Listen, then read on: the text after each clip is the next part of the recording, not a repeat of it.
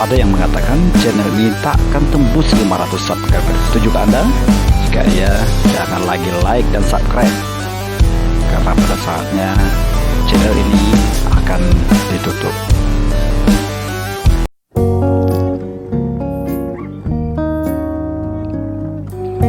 Untuk apa kuliah? Pertanyaan ini belakangan sering menjadi pertanyaan wajib saya, terutama di awal kuliah. Sebagai awal perkenalan dengan para mahasiswa yang baru mengambil mata kuliah dengan saya, biasanya jawaban mereka pun beragam. Ada yang ingin menjadi lebih mapan, jadi dosen, bahkan ada yang sejenak hanya cengengesan. Lalu dengan malu-malu mereka menjawab, karena disuruh orang tua Pak, ungkapnya. Pokoknya hampir semuanya rata-rata menjawab kuliah demi pekerjaan yang dicita-citakan. Lalu mengapa memilih prodi komunikasi? Apakah ingin bekerja jadi wartawan, jadi PR, atau jadi presenter?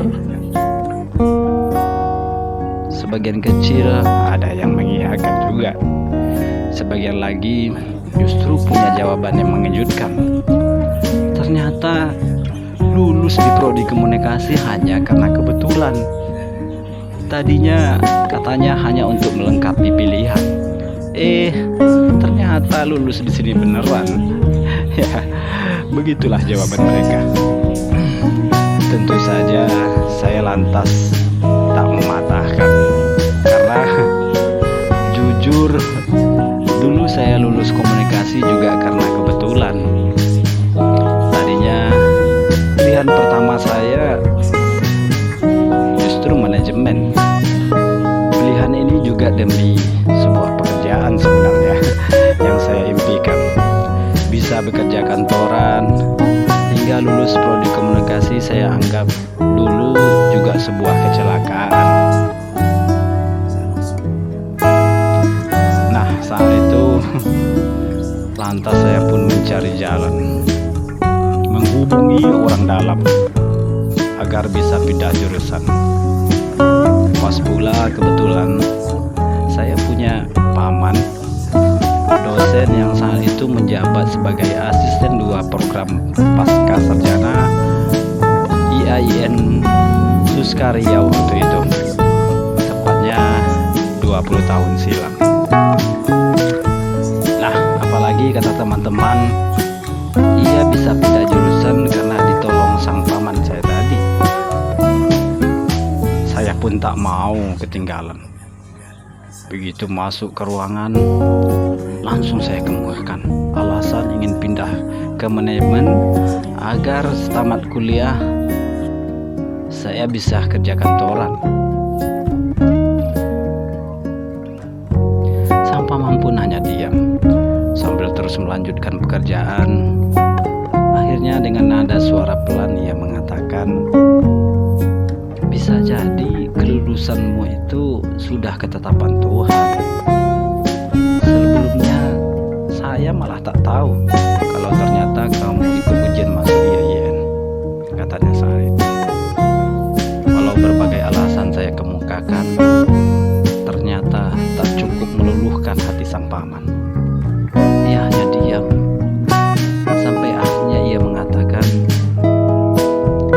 kesalahan besar jadi jika kamu berniat kuliah demi bisa kerja kantoran. Bahkan yang paling menyakitkan, saya tak akan menolong kamu untuk dipindahkan. Saking menyakitkannya, meski kulitku hitam, yang jelas pernyataan terakhir sang paman itu rasanya telah membuat muka aku merah padam. Percuma saya punya paman dalam hati. Sambil keluar meninggalkan ruangan. Sebelum meninggalkan ruangan, yang ku ingat, ia sempat berpesan, kuliah itu untuk menjemput janji Tuhan. Allah telah menjanjikannya dalam surat Al-Mujadalah 58 ayat 11. Pulang nanti, coba kamu lihat dalam Al-Quran, ujar sang paman.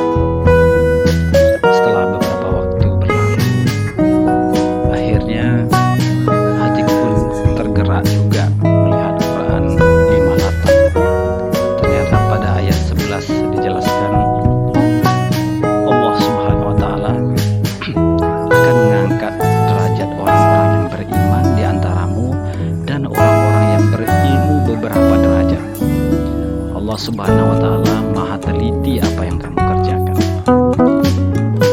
Barulah saya sadari ternyata saat itu sang paman yang memang guru besar tafsir Al-Quran tengah mengajarkan, kuliahlah untuk menjemput janji Tuhan, bukan untuk pekerjaan.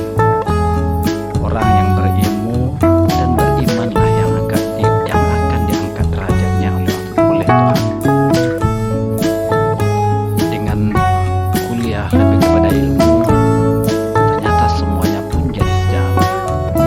Setidaknya saat wisuda, membuat sang ibu yang juga kakak perempuan paman dipanggil ke depan, menerima sertifikat cum laude sebagai lulusan pemuncak tahun 2004 silam.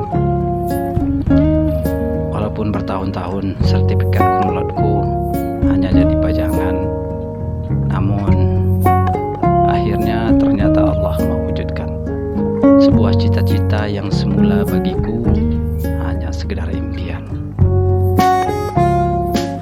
Salam mengikat hikmah, memungut remah-remah hikmah di sekitar kita.